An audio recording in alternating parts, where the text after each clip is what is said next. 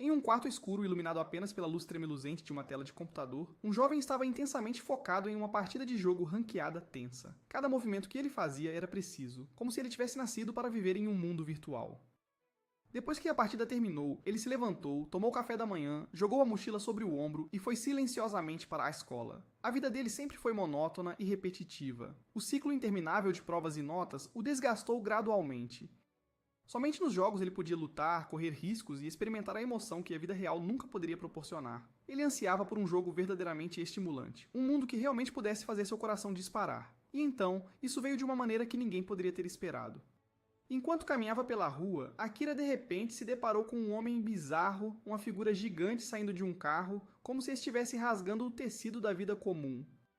As pessoas ao seu redor entraram em pânico e fugiram, e um misterioso cronômetro começou a aparecer. Sem qualquer aviso, o homem desferiu um soco em Akira, mas os reflexos de um jogador experiente o salvaram. Akira desviou no último segundo. Sem hesitar, ele pulou em uma bicicleta próxima e acelerou a toda velocidade. Atrás dele, o gigante rugiu e correu atrás dele como um monstro em fúria. Akira usou tudo o que aprendeu com jogos, analisando o terreno e rapidamente desviando para um prédio abandonado à beira da estrada. Ele subiu em uma coluna alta e armou uma armadilha usando corda. Quando o homem entrou, ele acionou a armadilha, fazendo com que toda a coluna acima desabasse e o atingisse fortemente. Pensando que tinha acabado, Akira ficou chocado quando o homem se levantou e avançou novamente como se nada tivesse acontecido. Em um momento decisivo, Akira pegou uma barra de metal, esperou pelo momento perfeito em que o homem perdeu o equilíbrio e a enfiou direto através de seu corpo. O gigante desabou e Akira havia oficialmente sobrevivido. Naquele momento, uma mulher apareceu e o cumprimentou. Ela disse que estava muito impressionada por ele ter conseguido matar seu animal de estimação e ainda sobreviver. No entanto, ela afirmou que a batalha agora era para ser invencível. A contagem regressiva apareceu novamente e um feixe de luz disparou, atravessando o corpo de Akira. Ele desabou, mas em vez de morrer, acordou em um grande salão cheio de pessoas desconhecidas e a mesma mulher de antes. Ela se apresentou como uma guia chamada Mion e anunciou que todos os presentes já não existiam mais no mundo real. Eles tinham morrido e agora deviam obedecer às regras deste lugar. Sem mais liberdade, sem mais leis, apenas as regras do jogo. Mion levantou com o braço direito e, em um instante, ele se transformou em um canhão massivo. Ela ameaçou que qualquer um que resistisse seria punido imediatamente. Ela então explicou as regras. Cada pessoa tinha seus poderes selados por uma pulseira, e apenas quando a luz ficasse verde, suas habilidades se reativariam após 5 segundos. Além disso, qualquer pessoa que usasse seus poderes para matar um sujeito de teste não seria punida. Essa era a regra básica. Uma garota chamada Yuri se levantou e perguntou por que eles haviam sido escolhidos. Mion respondeu que era tudo apenas uma coincidência. Foi então que a senhorita Yang apareceu e anunciou que era hora de voltar para os quartos. Todos seriam testados e treinados em suas habilidades. Akira entrou no quarto que lhe foi designado, com a mente cheia de perguntas. Ele não sabia qual era sua habilidade ou por que estava ali. Mion continuou a observá-lo através de um monitor de vigilância, ansiosa para ver o que Akira iria mostrar. Quanto a Akira, quando ele abriu sua bolsa de habilidades, tudo o que encontrou foi confusão e incerteza. Ele não tinha ideia de por onde começar, mas, bem no fundo de seus olhos, algo começou a despertar. Para se acalmar e pensar claramente, Akira decidiu comer um doce colocado na mesa. A doçura derreteu na sua língua e clareou sua mente. Ele se sentou e refletiu sobre tudo o que havia acontecido. Cada pequeno detalhe o deixava inquieto, especialmente Mion, a mulher que sempre sorria misteriosamente, mas agia de forma tão imprevisível. De repente, um barulho alto ecoou da parede ao lado dele, como se algo a tivesse atingido. Akira pulou, seu coração disparou. Ele supôs que alguém estava testando seus poderes. Se fosse assim, qual era o poder dele? Se ele fosse atacado de repente, o que poderia fazer para se defender? Com base nas regras que Mion havia anunciado anteriormente. Akira entendeu claramente que este lugar foi projetado para forçar pessoas como ele a lutarem entre si. Viver ou morrer, não havia espaço para hesitação. No entanto, isso não o assustava. Pelo contrário, o excitava, como entrar em um jogo de verdade. E desta vez, ele decidiu jogar a sério, sem se esconder, sem recuar. Após um período de espera, a voz familiar de Mion ecoou, anunciando que a batalha estava pronta para começar. O programa 1 a 1 foi oficialmente iniciado. Akira entrou em uma sala de aula onde enfrentou seu primeiro oponente. O jovem imediatamente fez uma ameaça, avisando Akira para desistir a menos que quisesse desperdiçar sua força, pois sua habilidade era extremamente perigosa. Akira permaneceu em silêncio, seu olhar firme. O alerta inicial soou. As pulseiras nos pulsos de ambos ficaram verdes e uma contagem regressiva de 5 minutos apareceu. As habilidades deles agora estavam ativadas. O bastão de madeira na mão do oponente se transformou instantaneamente em uma espada afiada. Sem hesitar, Akira escolheu recuar, sabendo que em um confronto direto ele provavelmente perderia. Ele rapidamente correu para uma sala fechada, a escuridão cobrindo os corredores e preparando o palco para uma perseguição tensa. O oponente dele continuava gritando ameaças, dizendo que Akira não deveria ter poder de combate se tivesse que continuar fugindo daquele jeito. Mas quando Akira saiu das sombras, ele negou, dizendo que seu poder era perigoso demais para ser usado descuidadamente. Assim que aquelas palavras saíram de sua boca, Madoka avançou, exatamente quando Akira ativou sua habilidade. Uma pena apareceu em sua mão. Calmamente, ele apresentou sua habilidade, transformando seu braço em um canhão. Logo em seguida, Madoka foi atingido. Ele desmoronou. A espada voltou a ser um pedaço de madeira e ele não ousou mais atacar. Akira avançou, levantou o braço em direção a ele e ordenou que se rendesse. Madoka cerrou os dentes e admitiu a derrota. Mion anunciou Akira como o vencedor. A senhorita Yang, que estava por perto, perguntou por que uma habilidade tão poderosa não havia sido usada desde o início. Mion apenas sorriu levemente e perguntou de volta. Será que ela realmente achava que a habilidade de Akira era um canhão? Era tudo apenas uma ilusão. Akira tinha mentido, ele havia deliberadamente emprestado a imagem da própria habilidade de Mion de enganar seu oponente. Seu verdadeiro poder era o fabricador. Ele podia ter qualquer habilidade desde que o oponente acreditasse que era real. O fator mais importante era o momento da revelação, o instante em que o oponente não pudesse duvidar. Akira havia criado com sucesso aquele exato momento e aprisionado Madoka. Após a batalha, Akira começou a explorar os limites dessa habilidade. Ele entendeu que o conteúdo e a dificuldade deste mundo dependiam inteiramente do poder de cada pessoa. Para ele, isso não era apenas uma habilidade interessante, era uma chance de virar tudo de cabeça para baixo. Por agora, ele seguiria as missões atribuídas pela organização, mas depois ele definitivamente faria Mion se arrepender de lhe dar uma habilidade tão poderosa. Quanto a Yuri, ela estava determinada a encontrar um caminho de volta. Voltando no tempo para o passado, quando ela ainda estava no mundo real, ela sempre detestou a frase "apenas uma coincidência". Quando ela e suas duas melhores amigas encontraram um cachorro na rua, o cachorro foi amigável com as outras. Mas assim que ela estendeu a mão, ele rosnou e latiu alto como se ela fosse a única coisa que não pertencia ao seu mundo. A amiga dela apenas disse, é apenas uma coincidência. Quando Yuri gentilmente ofereceu uma toalha a um jovem melancólico sentado à beira da estrada, foi apenas uma coincidência que ele se revelou um perseguidor. A partir daquele momento, ele se apegou a ela como uma sombra escura que nunca a deixava. Quando ela voltou para casa, a mãe dela também havia coincidentemente levado um homem para casa. Aquele homem tinha uma filha, e não demorou muito para que a mãe dela, coincidentemente, tivesse outra menina e obrigasse Yuri a cuidar dela. Ela foi ficando cansada dessa vida. Mas um dia, ela coincidentemente viu aquele perseguidor parado no telhado, olhos vazios, prestes a fazer algo drástico. Como alguém que nunca poderia se afastar do sofrimento dos outros, Yuri imediatamente correu para cima. Ela subiu no parapeito tentando puxá-lo de volta, mas ele puxou os dois para baixo, e assim terminou com uma morte que ela nunca teve tempo de entender. Quando ela acordou de suas memórias, Yuri de repente lembrou-se do motivo pelo qual havia sido trazida para este lugar. E de acordo com Mion, foi tudo apenas uma coincidência. Ela tinha sido confinada em um quarto tão bem fechado que até a porta não tinha maçaneta. Tudo estava frio e silencioso, como uma forma de prisão invisível. Levado à loucura, Yuri continuava chutando a porta e gritando para ser libertado, exigindo ir para casa. Tudo foi gravado na câmera.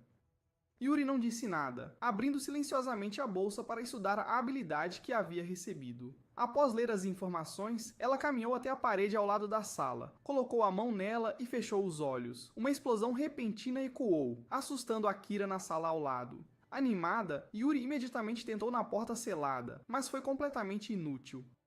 A decepção a deixou ainda mais frustrada, e ela começou a achar que sua habilidade era inútil. Yuri sentiu que este mundo era totalmente injusto, onde nada nunca saía como planejado. Naquela época, ela havia guardado secretamente 1 milhão de ienes sem contar a mãe, com a intenção de se mudar e começar uma nova vida sozinha. Mas ao morar com a nova filha do namorado da mãe, apenas um olhar ou gesto da garotinha era suficiente para fazer Yuri se lembrar de quando era mais nova, no dia em que sua mãe lhe disse de forma direta que ela também era apenas uma coincidência, o resultado de um homem passageiro em sua vida. Voltando ao presente, um anúncio foi feito. Yuri foi selecionada para a próxima luta individual. Seu oponente era um gigante, seu corpo maciço era quase 3 vezes maior que o dele. Cada passo que ele dava fazia o chão tremer, e os músculos grossos em seu peito se contraíam a cada movimento. O homem a cumprimentou, e quanto mais ele falava, mais revelava sua verdadeira natureza. Um pervertido sujo e depravado. Ele afirmava que conseguia perceber só pelo cheiro que Yuri ainda era virgem. Ele tinha habilidade de detecção de cheiro. Em vida, ele era o tipo de homem que caçava e comprava garotas do ensino médio, um monstro nojento em forma humana. Quando ele avançou em direção a Yuri, ela imediatamente saltou e deu um poderoso chute em seu rosto, causando um inchaço imediato. Mas para um pervertido como ele, quanto mais difícil o alvo, mais excitado ele ficava. Ele não era exceção. Ele até desavergonhadamente tirou as calças para lutar, claramente esperando desestabilizar Yuri e fazê-la desviar o olhar. A pura vileza disso a desequilibrou. Ela não conseguia manter a calma quando forçada a olhar para algo tão repugnante.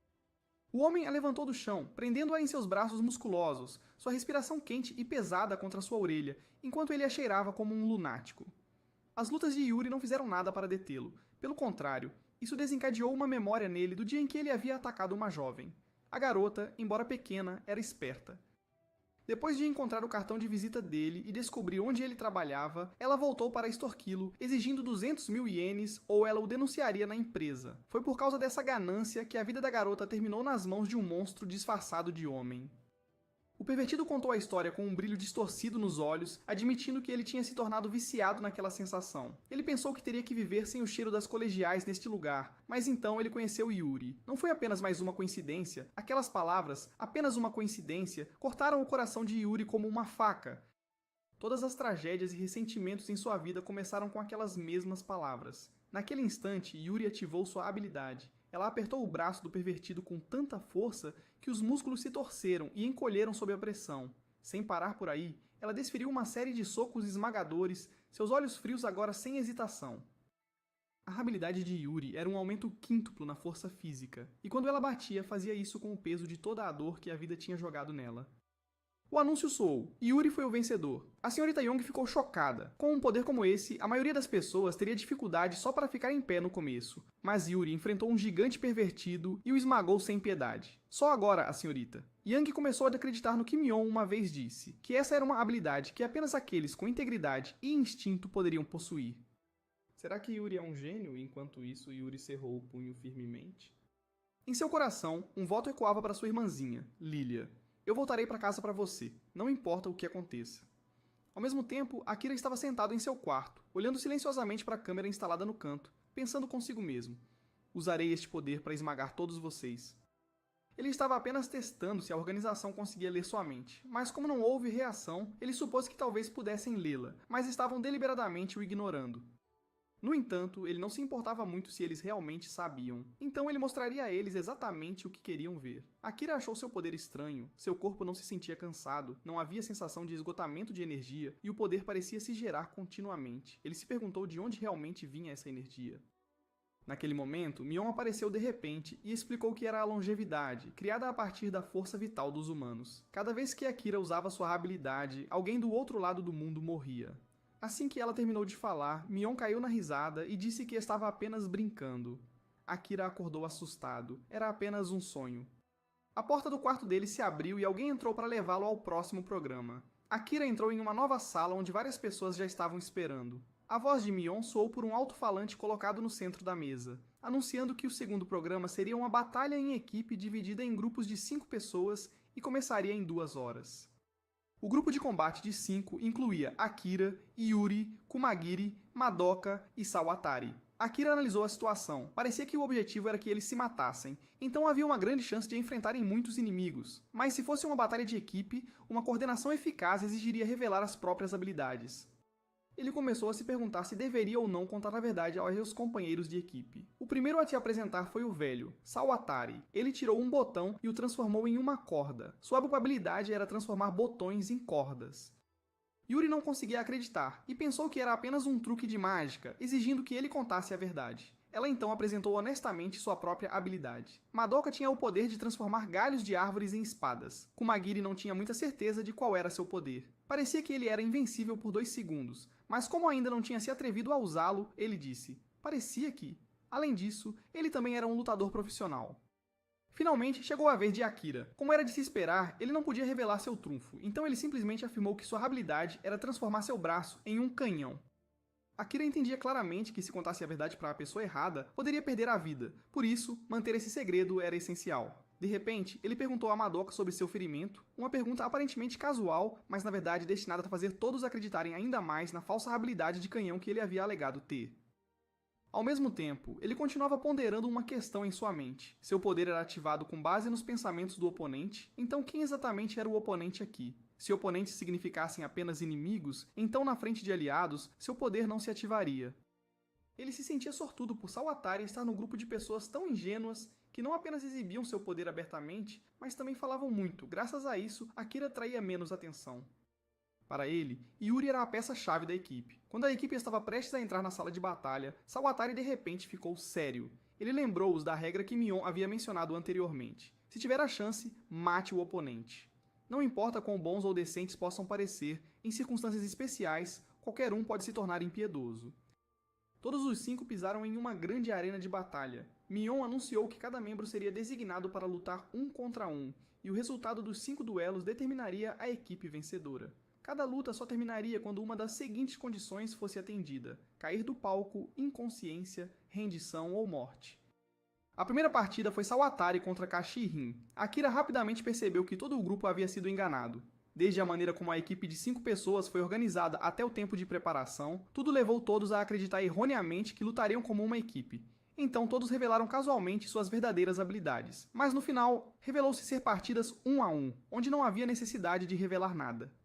Isso significava que eles acidentalmente forneceram informações para pessoas que poderiam se tornar inimigas no futuro. Akira tinha uma forte sensação de que tudo até agora era apenas o começo de um esquema muito mais sombrio.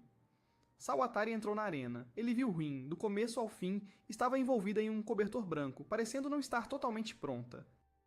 De repente, Rin sugeriu: "Você consideraria se render?" Ele perguntou curioso sobre o manto externo de Rin, imaginando se a habilidade dela estava relacionada a isso. Rin disse que era apenas um mal-entendido e tirou o manto, revelando um biquíni rosa por baixo que acentuava seu corpo voluptuoso. Ela insinuou sutilmente que se Sawatari se rendesse, ela o recompensaria generosamente. Claro, ele não cedeu à beleza, então tirou de um botão e propôs um jogo onde quem errasse deveria se render. Os companheiros de equipe de Sawatari entenderam, já que sua habilidade não era voltada para combate. Ele transformou isso em uma aposta segura de 50% de chance. Rin escolheu cara, Sawatari escolheu coroa. Assim que a moeda foi lançada, inúmeras lanças afiadas de repente perfuraram as costas de Sawatari. Foi obra de Rin. Ela fingiu apostar, mas tinha a intenção de eliminá-lo desde o início. Akira também percebeu a falha na estratégia de Sawatari. Se o inimigo pretendia matar desde o início, era assim que terminaria.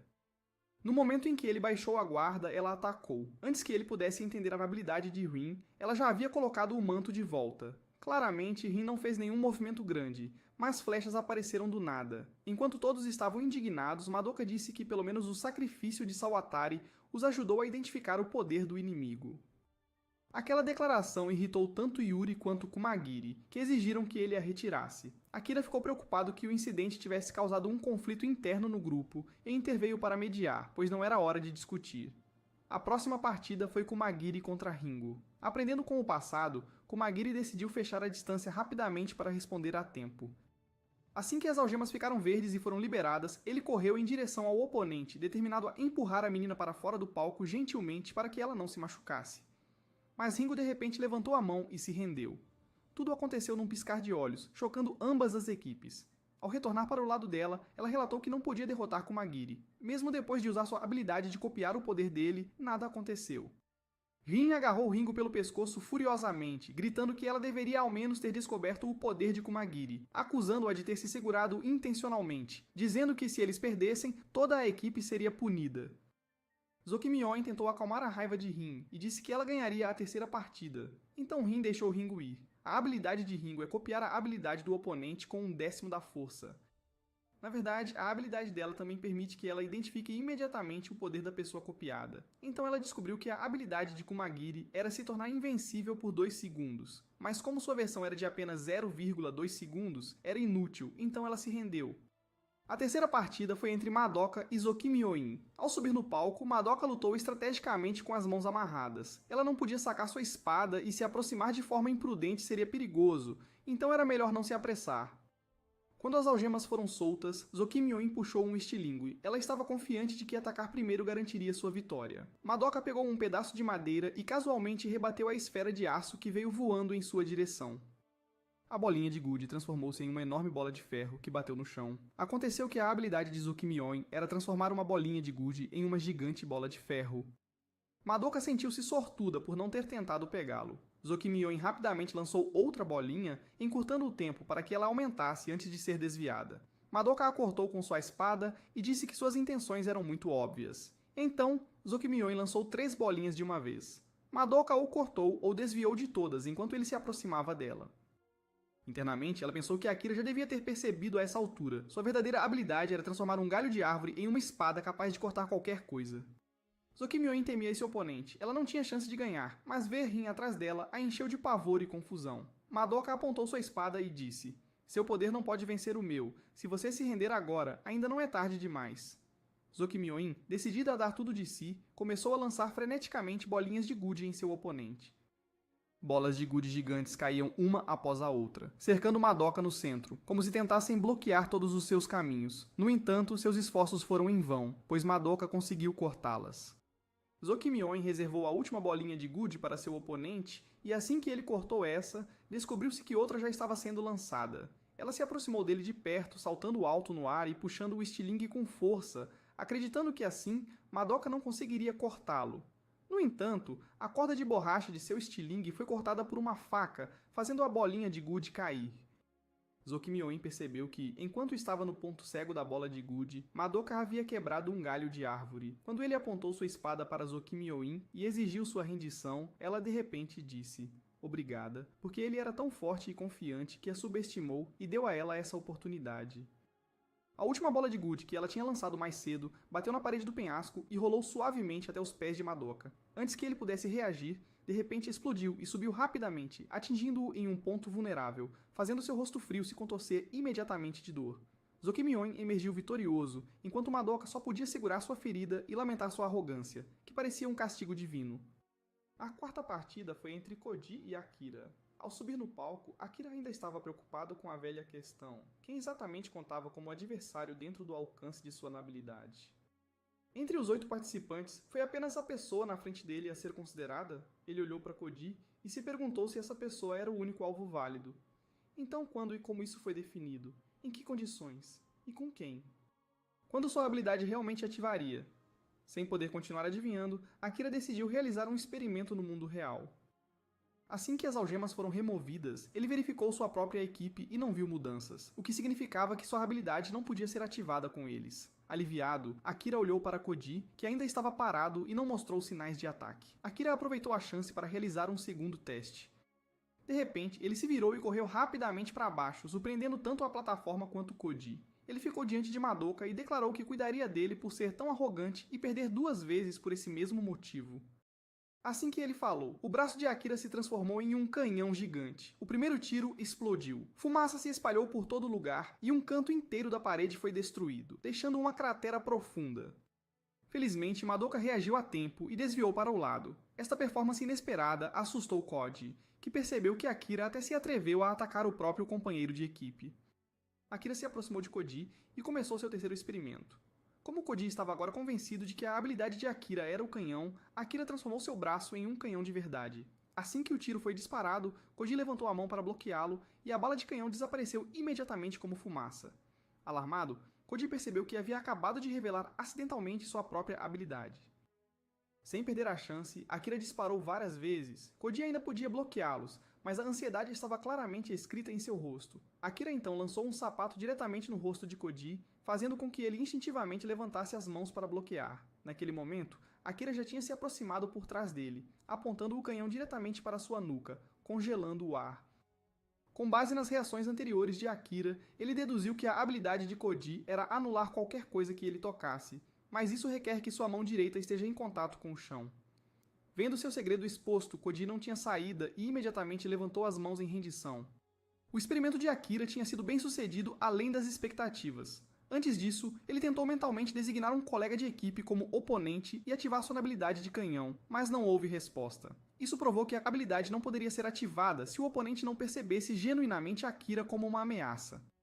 Quando Akira se virou para Madoka e ameaçou atirar, a arrogância inerente de Madoka o fez instantaneamente ver Akira como um perigo, e naquele momento, o braço de Akira se transformou em um canhão. Finalmente, Akira tentou focar sua intenção na equipe adversária inteira, vendo-a como inimigos, e a habilidade foi ativada, mas só funcionou quando o oponente estava na mesma plataforma. A partir disso, Akira concluiu que para sua habilidade se ativar, não bastava apenas ele ver alguém como inimigo, a outra pessoa também precisava perceber claramente Akira como uma ameaça direta. Aqueles que estavam do lado de fora da arena, independentemente de considerarem Akira um inimigo ou não foram afetados por sua habilidade porque não estavam conscientemente cientes de que estavam sendo alvos. O poder de Akira funcionava como um reflexo entre o pensamento subjetivo e a percepção objetiva, apenas detonando quando ambas as correntes de consciência se cruzavam no mesmo ponto. A quinta partida começou entre Yuri e Oji. Ele era o perseguidor que uma vez levou Yuri à tragédia, arrastando-a para a morte no sentido mais literal. No momento em que o viu, Yuri perdeu completamente a compostura, seus olhos ardendo como se prontos para incinerar as arquibancadas.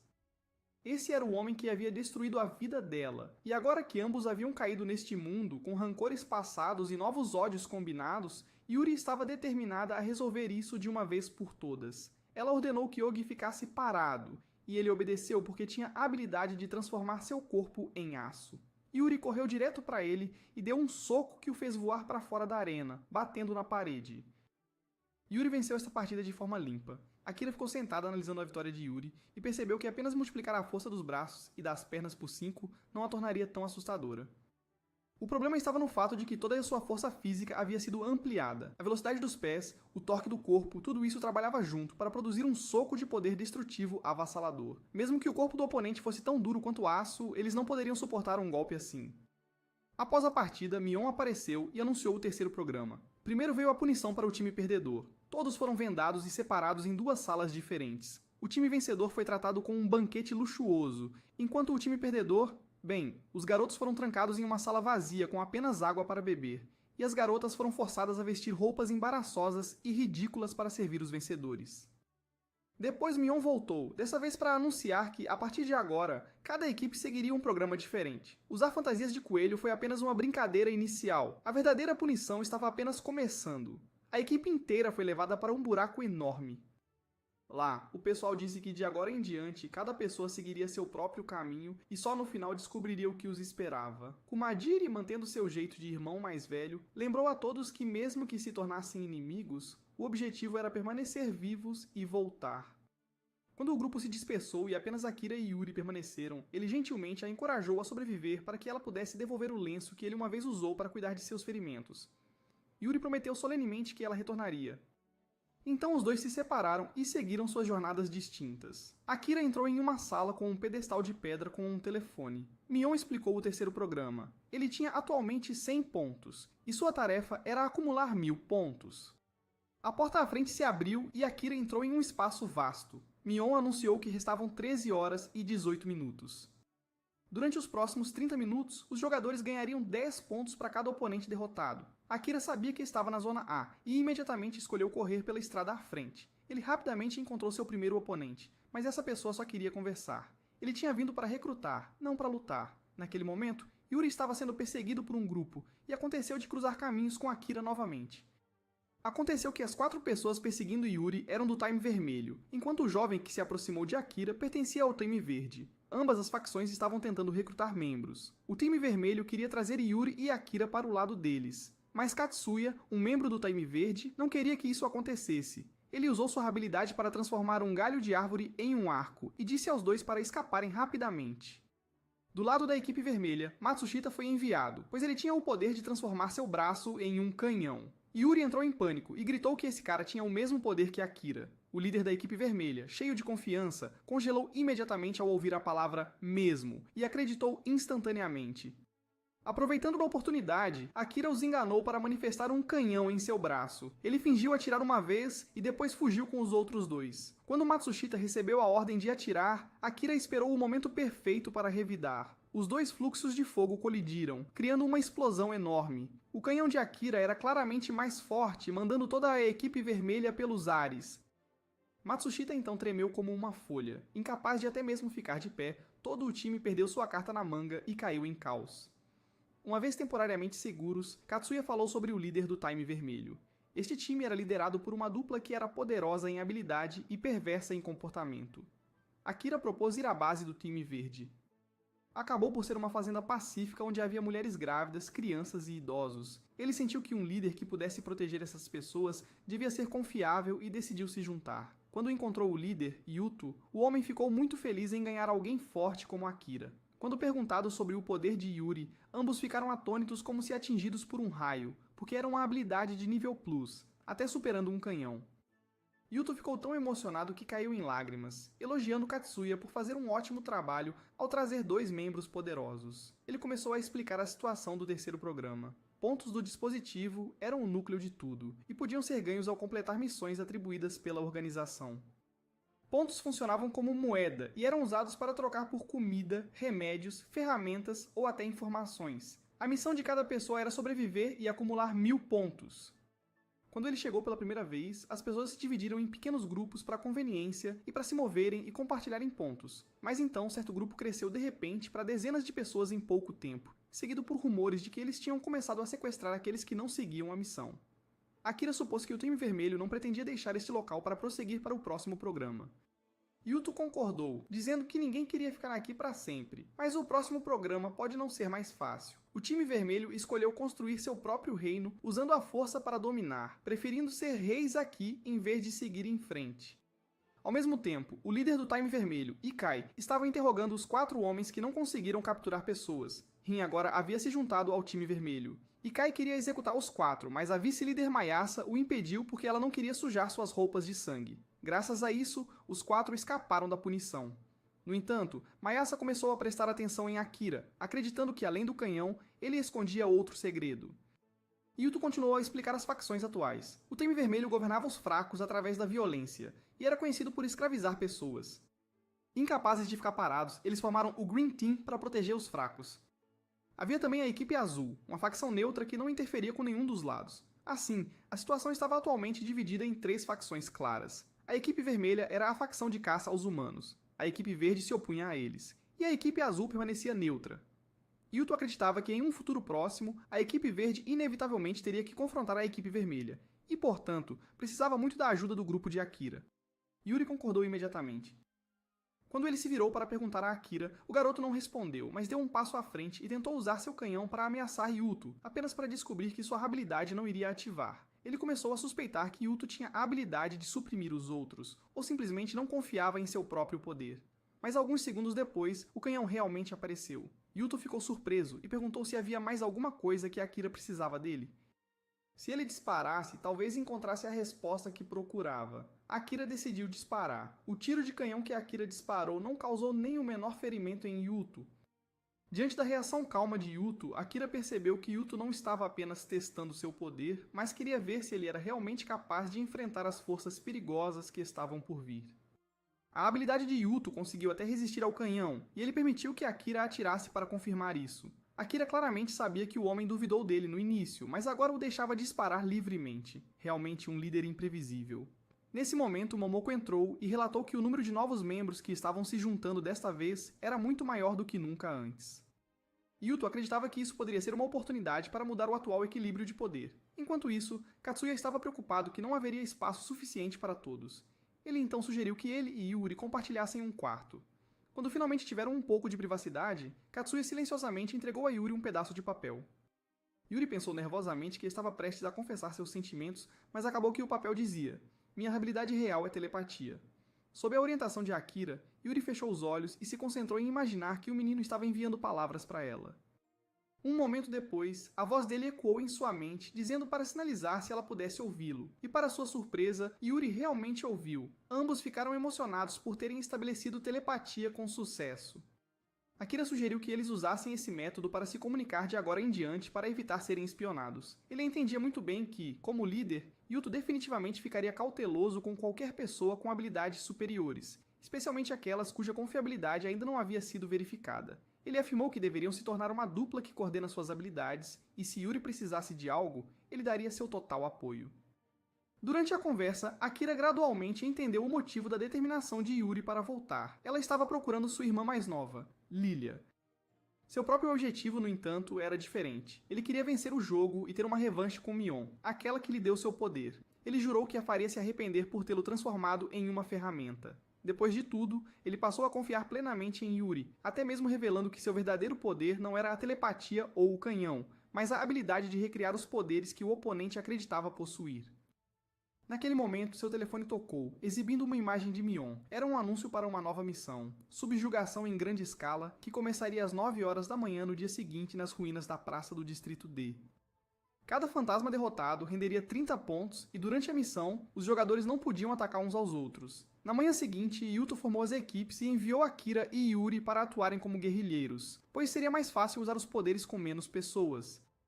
Quando eles chegaram, Mion sentou-se no topo da praça, em ruínas, e os convidou para o programa oficial. Monstros grotescos apareceram, idênticos ao que quase matou Akira na vida real. A batalha começou e os monstros atacaram furiosamente. Yuto imediatamente comandou as unidades tanque de cada equipe para formar um círculo defensivo.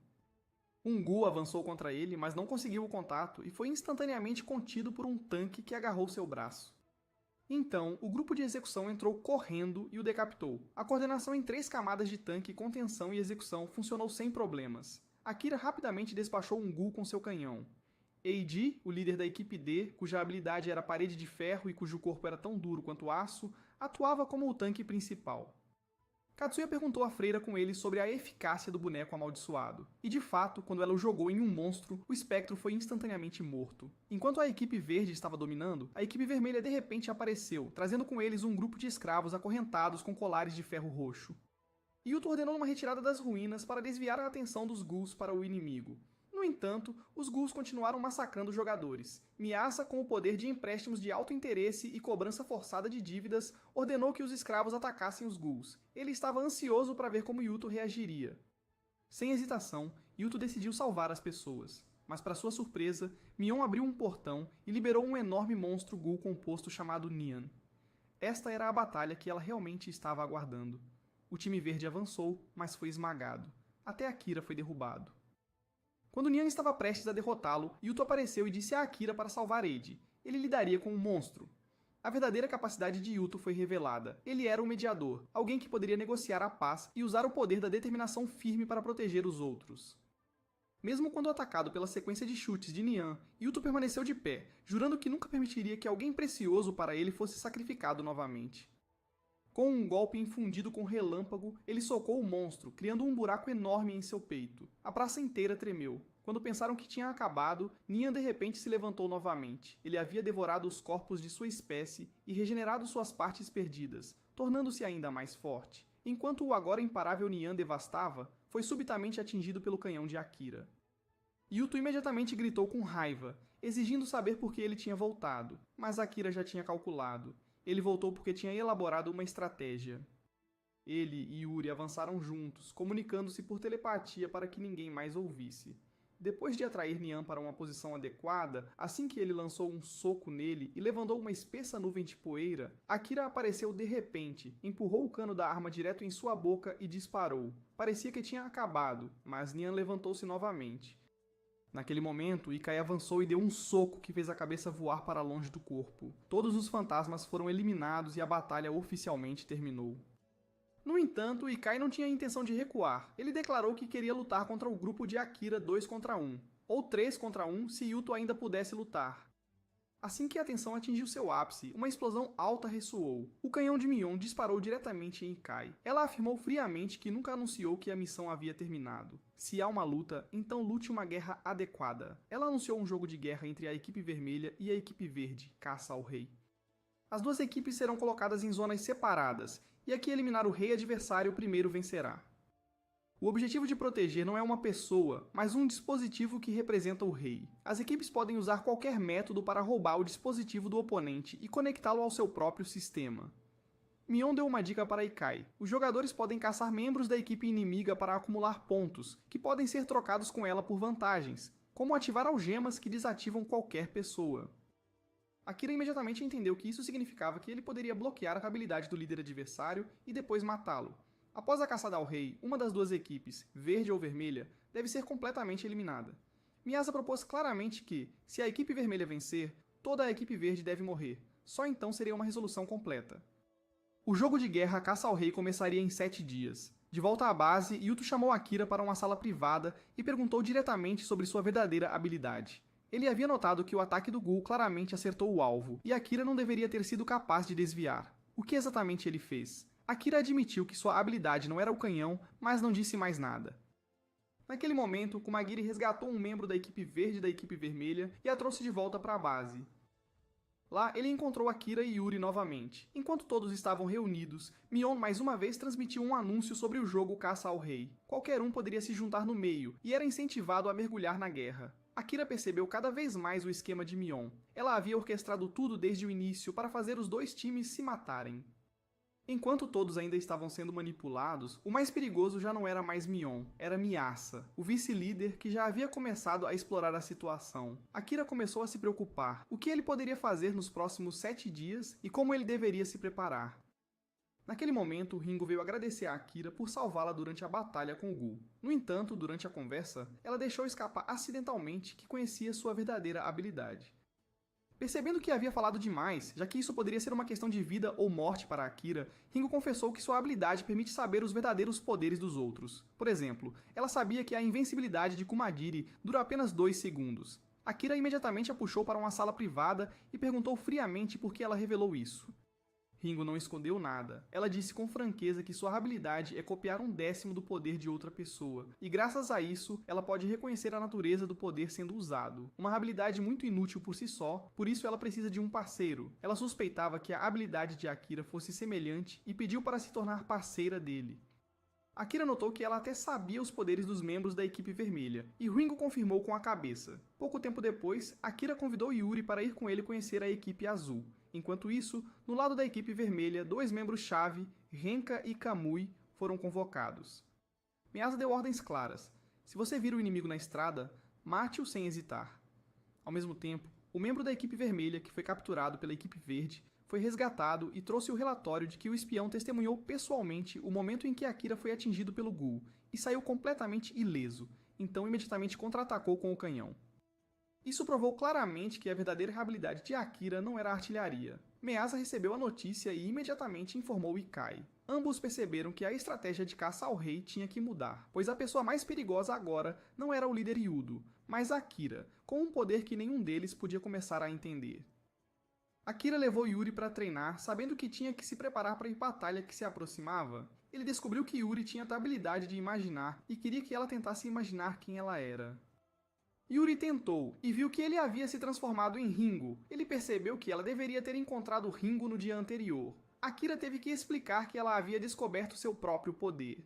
Neste ponto, a única opção era trazê-la como aliada, e entre eles havia alguns acordos secretos que Yuri não conhecia. Quando chegaram no ponto de encontro com o Time Azul, esse time já estava esperando na floresta. O líder temporário do Time Azul, Amoto, perguntou qual era o motivo do encontro. Akira falou sobre uma guerra iminente entre os Times Verde e Vermelho, na forma de uma missão. De acordo com as regras, qualquer pessoa poderia se juntar livremente à equipe verde, e ele queria o apoio da equipe azul para se juntar também. Ele lhes disse que simplesmente participar renderia a cada membro 200 pontos, e se conseguissem roubar o dispositivo da equipe vermelha, seriam pagos com 500 pontos adicionais.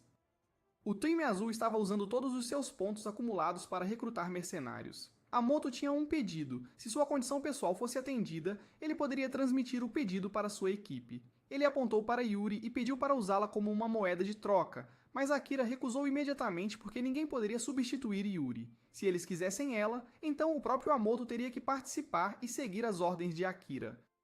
Amoto não concordou em se juntar, mas disse que passaria a mensagem para a equipe azul.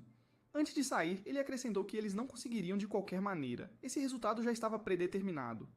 Lá, eles também encontraram Madoka, que ameaçou Akira dizendo que ele se juntaria à equipe vermelha para se tornar seu rival.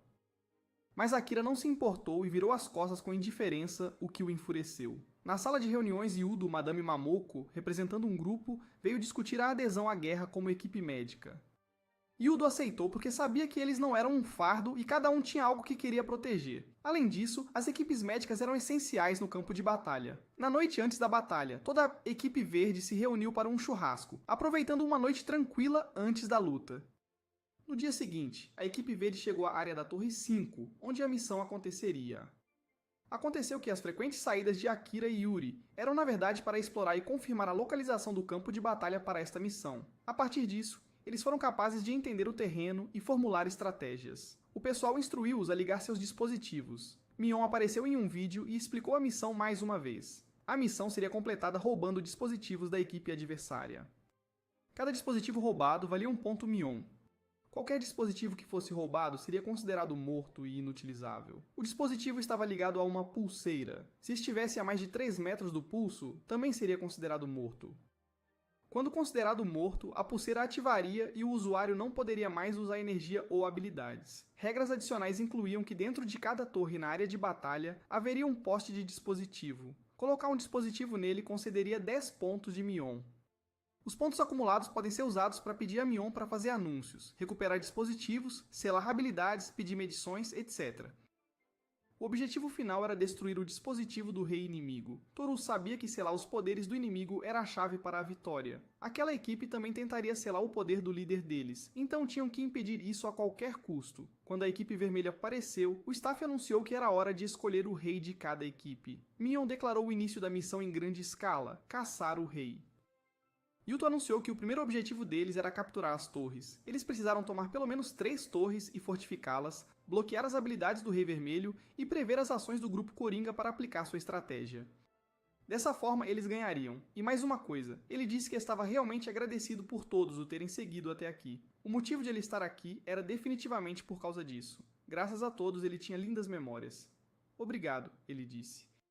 Toda a equipe verde correu animadamente em direção às torres. Akira sabia que havia uma coisa completamente diferente em relação ao primeiro e segundo programas. Agora todos levavam suas próprias crenças e determinação ao entrar. Tetsuya relatou que seu esquadrão havia tomado uma das torres. Eles juraram defender a torre até a morte. Embora tivessem a vantagem numérica, os membros do time vermelho eram extremamente fortes. Entre eles, Ikai era o mais forte e também o rei do inimigo. Quando o segundo time de Asuka chegou à segunda torre, eles encontraram Ikai. Ela não podia acreditar. O rei inimigo estava aqui. O lema do time vermelho era, até o rei caça. Usando o dispositivo, Asuka tinha certeza de que Yuri e os outros estavam a caminho. Até então, ela só precisava mantê-lo afastado. Ela balançava sua espada continuamente em Ikai, mas ele calmamente desviava de cada golpe. Ele bloqueava facilmente sua espada com apenas uma mão. Naquele momento, ela sorriu friamente. Ele havia caído em sua armadilha. A habilidade de Asuka era alterar o peso de sua espada, e o chão sob Ikai tremia sob a pressão esmagadora da espada que ele estava bloqueando. No entanto, Ikai quebrou a lâmina com um único soco, depois chutou Asuka contra a parede. Ele jogou para ela um pedaço de madeira e disse para ela pegá-lo e lutar com ele. Os colegas de equipe dela não estavam quase chegando? Quando eles chegassem, ele iria brincar com ela. Kumagiri sabia que Asuka estava lutando contra Ikai e disse aos outros para irem ajudá-la enquanto ele ficava para trás para proteger Herka.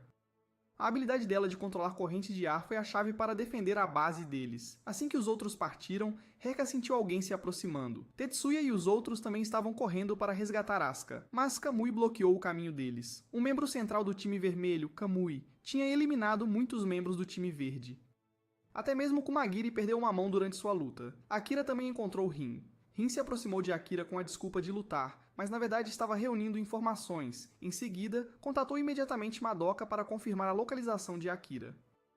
Enquanto isso, Kumagiri recebeu um aviso de Herka que alguém estava se aproximando. Esse alguém era Kano, coberto com sangue dos seus camaradas verdes. Ele perguntou casualmente onde estava a equipe de Kumagiri.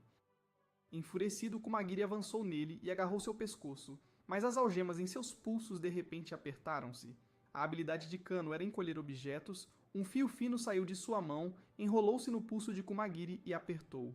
Sua mão foi cortada como um bolo de arroz fatiado por cordas de bambu. Só então Kumagiri percebeu o plano deles, emboscar os membros espalhados enquanto tentavam salvar Asuka. Mesmo após perder a mão, Kumagiri se enfaixou calmamente e declarou que a batalha apenas havia começado. Enquanto isso, Ikai estava esperando, mas nenhuma presa havia caído na armadilha. Percebendo que era um truque de Mayasa, ele ficou furioso por ter sido usado e decidiu acabar com Asuka. Mas Asuka não tinha medo da morte. Ela disse calmamente que o esperaria no inferno. Assim que Ikai estava prestes a atacar, Yuri apareceu de repente e deu-lhe um soco forte, fazendo-o voar como uma batata. Apesar da dor, Ikai estava empolgado por finalmente encontrar um oponente à altura. Yuri rapidamente lançou um ataque feroz. Sua velocidade, precisão e agilidade eram o resultado do treinamento com Akira. Sabendo que não podia igualar a força de Ikai, Akira treinou Yuri para lutar usando velocidade e táticas de ataque e fuga. Ela desviava e contra-atacava incansavelmente, levando Ikai ao limite. Mas quando ele finalmente agarrou o braço dela e a puxou para perto, aparentemente mudando o jogo, acabou sendo uma armadilha que Akira havia planejado. Usando seu reflexo para puxá-la, Yuri deu uma joelhada no estômago dele, seguida de uma chuva de chutes, e terminou com um golpe de joelho direto no rosto dele, fazendo-o sangrar. Em vez de ficar desanimado, Ikai ficou ainda mais animado, enquanto Yuri continuava pronto para continuar lutando. Enquanto isso, Yuto descobriu que o verdadeiro espião não era apenas uma pessoa. O primeiro foi exposto graças a Ringo, que havia verificado as habilidades de todos a pedido de Akira. Aquele se juntou à equipe médica e depois morreu misteriosamente após pedir água a Ringo. Imediatamente depois, a base relatou forças inimigas se aproximando. Isso levou Yuto e Ringo a perceberem que o verdadeiro traidor era Momoko, que tinha feito tudo para proteger alguém. Quanto a Akira, ele estava enfrentando Madoka no fundo da floresta, onde cada galho poderia se tornar uma arma devido ao poder de Madoka, tornando aquele o seu domínio. No meio da tensão, um espadachim de repente pulou e declarou que mataria Akira. Seu nome era Rendo. Madoka, com raiva, declarou uma trégua com Akira para que pudesse lidar pessoalmente com esse intruso que roubava os holofotes. Mesmo sem Yuri ao seu lado, Akira ainda tinha outro parceiro, Madoka, aquele que sempre quis derrotá-lo. No começo, eles pensaram que Rendo era apenas uma cópia de Madoka, mas quando ele cortou uma fileira de árvores atrás deles, ambos ficaram chocados ao perceber que esse era o poder de cortes invisíveis. Akira disparou um canhão para criar fumaça e puxou Madoka para se esconder. Enquanto estavam escondidos, Madoka perguntou em voz alta qual era a habilidade de Rendo, forçando Akira a sinalizar para ela ficar quieta. Após analisar, Akira concluiu que os cortes não foram causados pela lâmina, mas por uma força invisível. Se eles coordenassem bem, poderiam derrotar Rendo em 4 movimentos. De volta ao campo de batalha, Madoka atacou primeiro, mas foi rapidamente repelida. Akira aproveitou a oportunidade para disparar um grande canhão, mas também foi lançado para trás pelo recuo. Achando que havia vencido, Rendo foi pego de surpresa quando Akira calmamente disse: "Essa foi a 5ª jogada, certo, Madoka?" A explosão espalhou incontáveis fragmentos de madeira. Madoka usou seu poder para transformar todos eles em adagas e apunhalar Rendo diretamente. Tudo tinha feito parte do plano de Akira. Enquanto isso, Renka estava comemorando, tendo derrotado muitas pessoas, quando de repente a freira, usando suas últimas forças, jogou uma boneca aos pés dela. Renka desmoronou e a freira também desmaiou. Mas Renka se levantou, seu pescoço voltando ao normal como se nada tivesse acontecido, então furiosamente repreendeu a freira por ousar feri-la. Quando Renka estava prestes a atacar, Rin apareceu. Com frieza, ela apontou que tinha visto o pescoço imortal de Renka. As duas lutaram. Rin revelou sua habilidade de transformar sangue em armas quando ferida. Ela lançou gotas afiadas de sangue que cortaram o rosto de Renka e destruíram um avião atrás dela. No segundo golpe, o sangue dela formou espadas que perfuraram o corpo de Renka, mas Renka ainda não morreu e continuou avançando. Rin desviou habilmente, fazendo com que a faca de Renka ficasse presa em uma árvore, então passou gentilmente a mão sobre o pulso de Renka. Uma algema apareceu e a prendeu na árvore. Rin foi procurar por quem estava controlando as máquinas nos bastidores e descobriu um garoto empurrando uma caixa de madeira atrás de alguns arbustos. Ela perfurou direto através da caixa e sangue jorrou para fora. Renka desabou sem forças. Descobriu-se que Renka não era imortal como os tanques e helicópteros. Ela era apenas uma marionete e o corpo real era o que estava escondido dentro da caixa, agora perfurado pela espada de Rin. Rin nunca acreditou que Renka fosse imortal porque tinha certeza de que Mion não permitiria que alguém com esse poder existisse. Então ela supôs que o corpo real devia estar em outro lugar. O garoto empurrando a caixa confessou que tinha o poder de transformar brinquedos em objetos e estava sendo usado como escravo. Rin calculou tudo, independentemente de o time vermelho vencer ou não. Essas pessoas não a deixariam ir, então ela atacaria primeiro. Seu acordo com o time azul era que ela mataria um dos líderes, e depois disso, eles reportariam a Mion que ela era uma espiã. Dessa forma, não importava qual time ganhasse, ela estaria segura. O garoto também foi eliminado para silenciá-lo. Ao mesmo tempo, a batalha do lado de Kumagiri tornou-se intensa. Kano queria muito ver Kumagiri submetido. Herka, usando sua habilidade de sentir o fluxo de ar, percebeu que ele estava em perigo. Akira estava examinando a espada de Rendo. Dentro da bainha havia 2 camadas de madeira. Madoka percebeu que Rendo havia transformado a camada interna da bainha em uma lâmina que podia cortar qualquer coisa, e então a deslizou para fora. Do lado de Kumagiri, Kano lançou um fio de contenção que envolveu o pulso de Kumagiri e ativou seu poder de encolhimento. Ele também havia colocado alguns fios de alta tecnologia no chão, que se enrolaram firmemente em torno do tornozelo de Kumagiri. Kano ativou a redução, obrigando Kumagiri a ranger os dentes enquanto uma parte do seu corpo era cortada. Kano então envolveu fios ao redor do pescoço de Kumagiri. Neste ponto, Kano estava brincando com a vida de seu oponente, querendo vê-lo implorar. Kumagiri tinha apenas uma coisa a dizer, que ele nunca perdoaria Kano.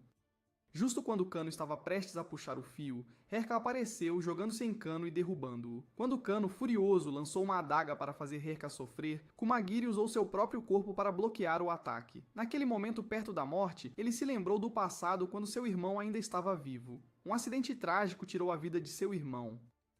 Mas a promessa dele para Kumagiri ainda permanecia, que ele sempre estaria ao lado de Kumagiri e seria seu parceiro. O espírito de seu irmão apareceu atrás dele e perguntou a Kumagiri: "Você não tem usado sua habilidade porque não quer me decepcionar, certo? Mas agora já é suficiente. Você tem algo que quer proteger, não é?" Naquele momento, pela primeira vez, Kumagiri decidiu usar seu poder, tornando-se invencível por 2 segundos. Seu corpo inteiro foi revestido por uma magnífica armadura de ferro como a de um guerreiro. Mesmo estando completamente preso pelas cordas de Kano, seu irmão o encorajou, dizendo que ele era invencível. Em apenas 2 segundos, ele despachou Kano. Do lado de Katsuya, ele atirou uma flecha em Kamui, mas a flecha foi transformada em pó pela palma da mão do homem. Ele ficou muito desapontado por não conseguir contatar Asuka, mas prometeu lutar até o último suspiro. Enquanto ele se preparava desesperadamente para morrer, Akira apareceu. Ele substituiu Katsuya nesta batalha para que Katsuya pudesse correr para salvar Asuka, porque ele sabia que ele próprio deixaria o programa C enquanto Katsuya permaneceria na base. Este lugar não podia ficar sem ele.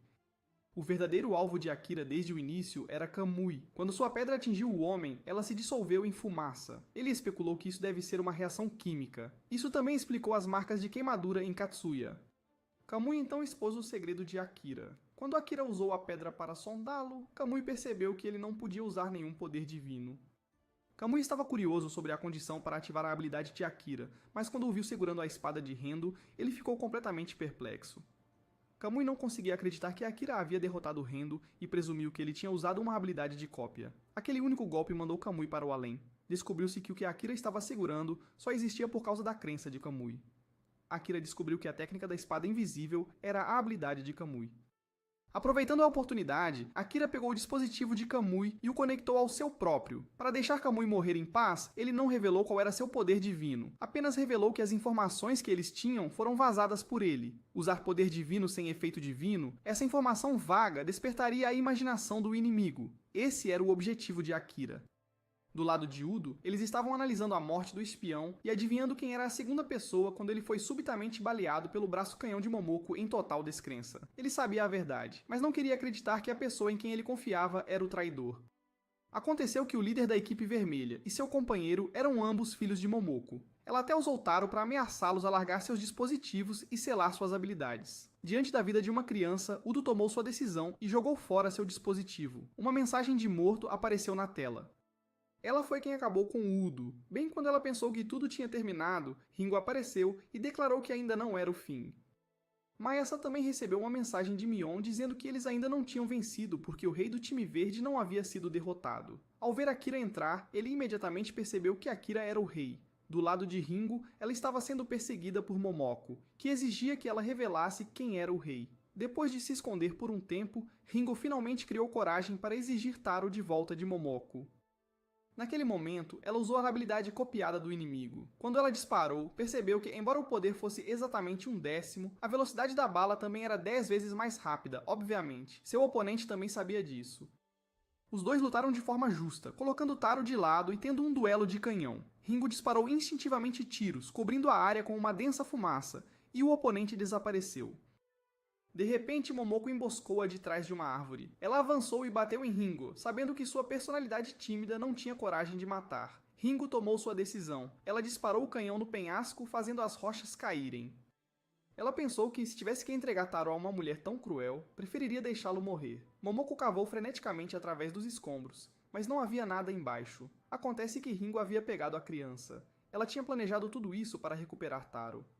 Ela exigiu firmemente que Momoko selasse seus poderes sozinha. No final, Momoko finalmente cedeu e jogou o dispositivo em direção a Ringo. Assim que Ringo se abaixou para pegá-lo, a velha aproveitou a oportunidade para levantar uma pedra com a intenção de assassiná-la. Mas Ringo percebeu e atirou na grande rocha acima, causando uma explosão que fez os destroços caírem. Ao mesmo tempo, Mayasa descobriu a estratégia da equipe de Akira para eliminar o líder e encerrar a partida. Do lado de Yuri, Madoka tinha se juntado à batalha. Além disso, Kumagiri também entrou na luta. Mayasa percebeu que Akira usou pontos para comprar sua posição de Mion. Akira se viu em uma situação difícil, cercado por um grupo de pessoas. Apesar do cerco, ele se recusou a desistir e disparou um canhão em Mayasa. No entanto, seu tiro foi bloqueado por uma bola de mármore de Zokimi-Oin, que havia se tornado escravo de Mayasa. Com um estalar de dedos, Zokimi-Oin lançou uma segunda bola de gude. Um homem avançou e a tocou, e a bola de gude foi cortada em incontáveis pequenos fragmentos que ricochetearam de volta para Akira. Akira se lembrou do que Ringo havia dito uma vez. Ichi e Mayasa haviam cooperado para criar escravos. Quando ela e os outros foram capturados, Ichi apareceu com a intenção de matá-los, mas Mayasa se opôs, dando-lhes esperança.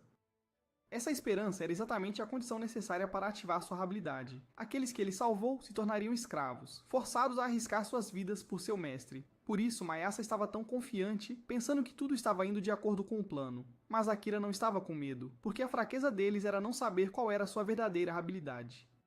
Ainda assim, Mayasa não se importava. Naquele momento, Mayasa revelou que estava apenas entretendo Akira, que estava ganhando tempo. No momento em que ele parou de atacar e Akira pensou, isso está indo bem, o contrato de escravidão foi estabelecido.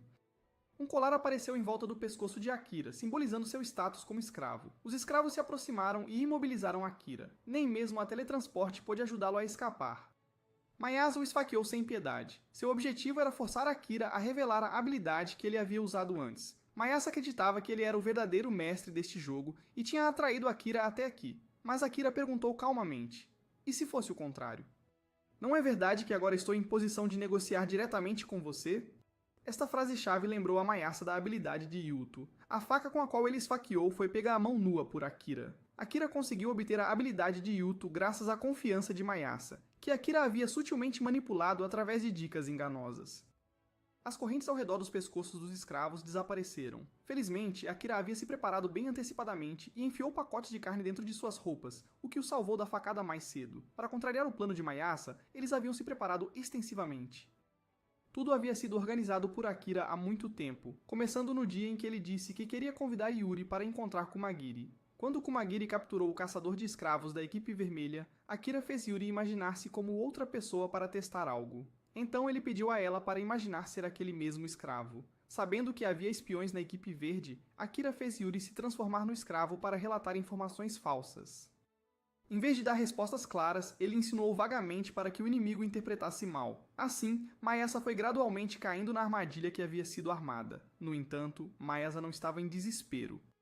Através de suas palavras, Akira aprendeu que quando Ikai estava encurralado, outro Ikai aparecia. Na torre, quando Ikai foi atacado por todos os três de uma vez, ele explodiu com poder e socou Madoka para longe. Ikai disse que ninguém que havia visto sua forma patética havia sobrevivido para contar a história. Memórias de infância inundaram sua mente, anos de suportar surras, e isso só alimentou ainda mais seu espírito. Após a transformação, Ikai despertou seu poder brutal e mandou Yuri voando com um chute. Mesmo Kumagiri, com sua habilidade invencível, só conseguiu resistir à chuva de socos. Quando a invencibilidade de 2 segundos acabou, Ikai lançou Kumagiri contra a parede com um único soco. Ikai falou sobre seu momento mais humilhante, a vez em que a pessoa que sempre se dizia um benfeitor zombou dele por ler um mangá intitulado Kingdom, dizendo-lhe para saber seu lugar. Sobrevivendo a espancamentos, ele e seu irmão sempre sonharam em ter um reino próprio. No dia em que veias azuis saltaram por todo o corpo de Ikai, foi também o momento em que ele matou o homem que sempre o maltratou, esmagando sua cabeça com um cinzeiro.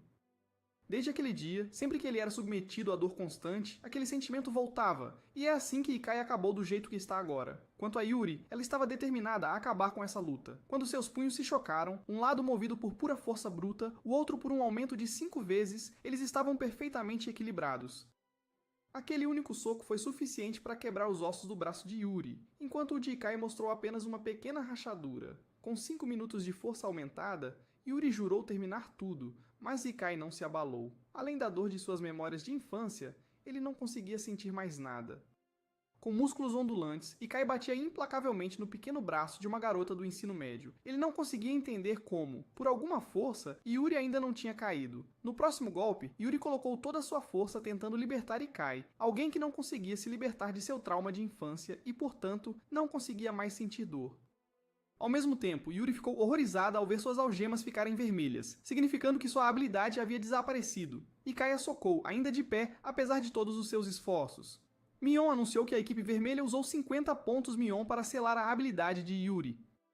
Tudo fazia parte do plano de Mayasa. Ele libertou os escravos próximos para enganar Erika, fazendo-a pensar que ele havia perdido seu poder, então ele intencionalmente vazou informações sobre Ikai para fazer Erika se apressar. Depois disso, ele revelou seu dispositivo real e o usou para carregar pontos Mion e comprar privilégios de suporte. Parecia que tudo tinha terminado, mas a equipe verde usou um ponto Mion para enviar uma mensagem. Com este recurso, Erika fez uma ligação pedindo um duelo mano a mano, a Batalha de Dois Reis. Ele até ameaçou que se Ikai ousasse matar Yuri, ele levaria Mayasa com ele. Finalmente, ao carregar 15 pontos Mion, Erika também descobriu a localização de Ikai. Enquanto ainda não sabiam onde Erika estava, Ikai desmascarou o blefe de Erika, sabendo que Mayasa já devia estar morto, porque normalmente, Mayasa nunca interferiria nas lutas de Ikai, mas desta vez foi diferente. Todo mundo que ouviu falar do duelo ficou preocupado, até mesmo Yuto, que estava gravemente ferido após o que deveria ter sido um tiro fatal de Mamoko. Quando Erika chegou, Ikai não se importava mais com o desejo final de Mayasa de construir um reino. Sua mente estava consumida apenas pelo desejo de vingança. Desta vez, Erika veio preparada, já que seu oponente já sabia que ele não tinha mais que a habilidade do canhão. No momento em que o soco de Ikai estava prestes a atingir, Erika desviou habilmente e contra-atacou. Graças à imaginação de Yuri e ao seu treinamento anterior, sua capacidade atual era um aumento de 10 vezes na força. Com a determinação de terminar a luta com um só golpe, ele socou Ikai diretamente no estômago, fazendo o homem vomitar sangue e cair para trás. Por fim, com Ikai desmoronando e os aplausos altos da equipe, junto com o bip do dispositivo de Ikai piscando a palavra morto, a equipe verde havia vencido. Enquanto eles estavam comemorando, Mion trouxe um anúncio. Todos os participantes feridos foram colocados em macas pelo pessoal para tratamento. Mion disse a Erika para esperar por ela na torre à frente, enquanto ela ia fazer os preparativos. Enquanto descansava perto de um riacho, Erika encontrou Omodu, que ensinou enigmaticamente que tinha visto tudo sobre a intrigante habilidade de Erika. Erika sabia que precisava ganhar tempo para reunir informações sobre seu oponente. O que ele viu? Qual era o poder dele? O que poderia ser extraído para ganhar uma vantagem? Mas Omodo não fez rodeios e imediatamente revelou sua verdadeira habilidade. Ele conjurou um canhão do braço e disparou diretamente contra Erika. Desta vez, Omodo veio pedir a Erika para entregar uma mensagem a Mion de que ele também iria agir. Seu objetivo era matar Mion com suas próprias mãos, então ele precisava da ajuda de Erika e combinou de se encontrar novamente no quarto programa. Quando ele perdeu a consciência, Erika pareceu voltar ao mundo real. Ele acordou na cama murmurando, apenas mais um sonho. Erika retomou sua vida diária entediante, comendo, indo à escola, faltando às aulas, jogando. Um jogo tenso, cheio de desafios, inimigos e obstáculos era a única coisa em que Erika conseguia se imergir. Seu coração estava buscando isso, então ele continuaria. E hoje, ele encontrou Yuri novamente, seu parceiro maravilhoso no jogo. Ela ficou tão emocionada que correu para abraçar Erika apertadamente. Ainda podem haver desafios pela frente, mas pelo menos desta vez, elas não estavam mais sozinhas.